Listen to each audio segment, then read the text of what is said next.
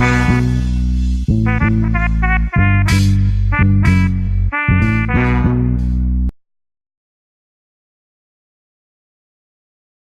interesting because the other day I was having a conversation with my friend and we were saying, like, what would have happened or would it have been different if we weren't raped? Like, how would we see the world, maybe in a different lens? What people fail to realize is it taints your image forever. You struggle with so many different things because you're so accustomed to going numb. You know, sometimes you don't know if you're feeling something or is it pain, is it actual pleasure? There's like a weird, like, blurred line between that.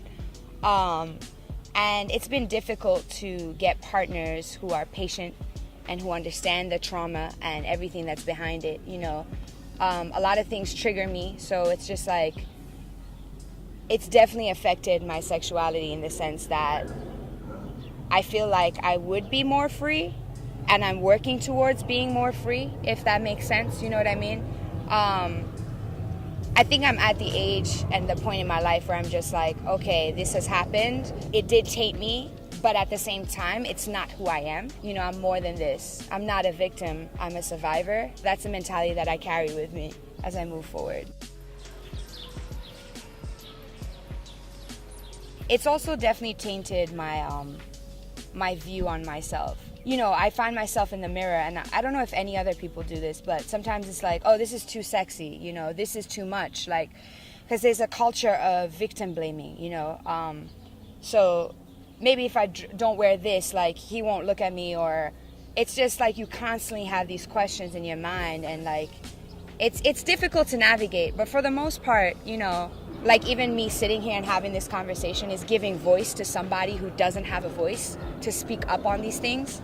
I think I've reached the point where it's like, okay, it happened and I'm able to talk about it. And in a sense, that's liberating. I think in being honest and open about my trauma, especially when it comes to sex, it has helped me open doors. I've had partners who have told me that they have also been raped or sexually assaulted, you know, when they were younger, and they would have never thought to say that. But because I was so open, it opened doors. It's unfortunate that we have a culture where it's like, no, don't talk about it, or, you know, a culture where we victim blame. It's happening too much, and for me, it's like, I can't go on and just not talk about it, you know. Before, I'd be like, oh no, I'm embarrassed, I'd never say anything to anybody, like, this is just who I am, I'm gonna accept it. But then it's like, as soon as you silence it, you give power to that person and that situation. So the more you talk about it, the more you open doors.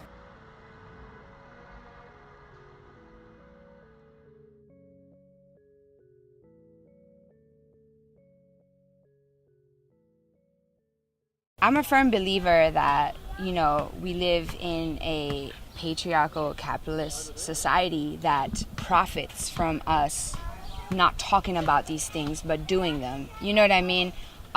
It's like, if we talk about, like, I feel like if we talk about it, like, we'd become more educated and we'd have each other's backs a little bit more. But for some reason, it's like, no, I'm not going to talk about it. You know, I'm not going to be open about getting tested, when it's just like, okay, but we're sharing body fluids at this point. We're sharing everything, you know, and it's just like, yes, sex is amazing, but also self-care and self-preservation is even more important. So when it comes to getting tested, I'm a firm believer that people should go get tested together.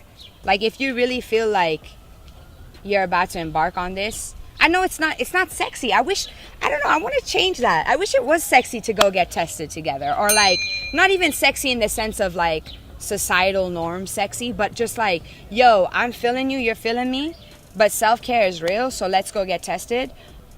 I think there's like a whole entire like stigma around, if I talk about this, it's gonna be awkward and it's gonna kill the vibe. This whole thing of like killing the vibe, and it's just like, well, an STD is gonna definitely kill the vibe and possibly kill you. So, I mean, you know what I'm saying? Just being real. So it's like, I don't know, I hate that it's weird, and for years, like, that's been a thing.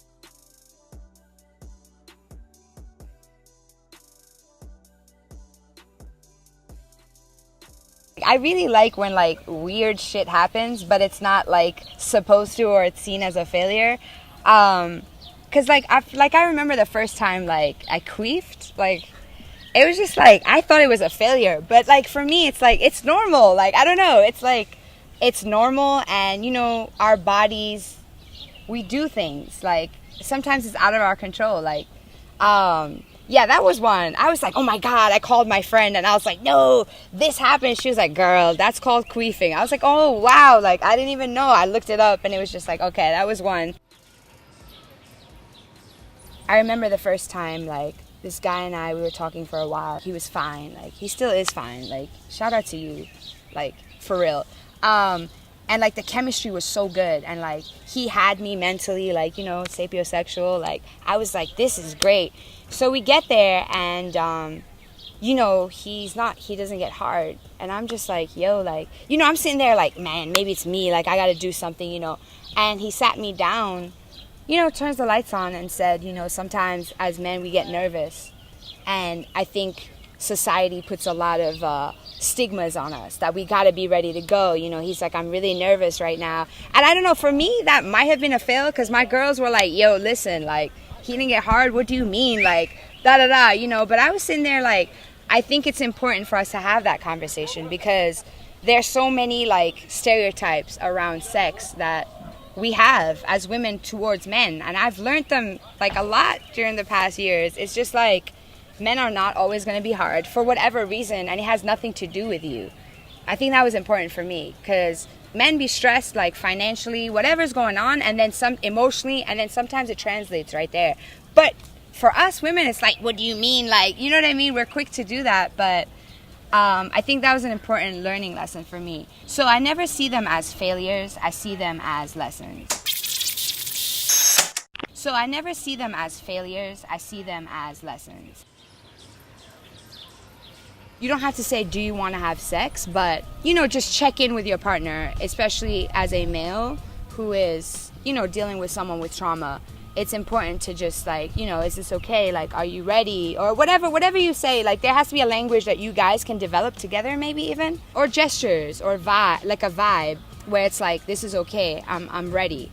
Because yeah, I'm telling you, man, even if you're with people, like sometimes no is no, you know.